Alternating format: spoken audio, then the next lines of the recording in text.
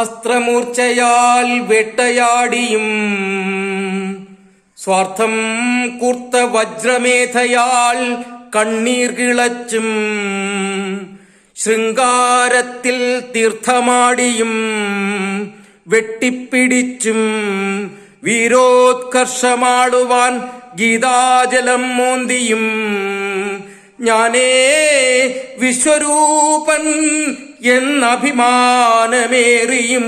രക്ഷാകർമ്മമേറ്റും ഒടുവിൽ എത്തിയതിവിടല്ലോ. എന്റെ ഈ സ്വരോദകം ഏറ്റുവാങ്ങുക, പിന്നെ പൊന്തുന്ന കരൾ തീയൻ കണ്ണിലും പടർത്തുക.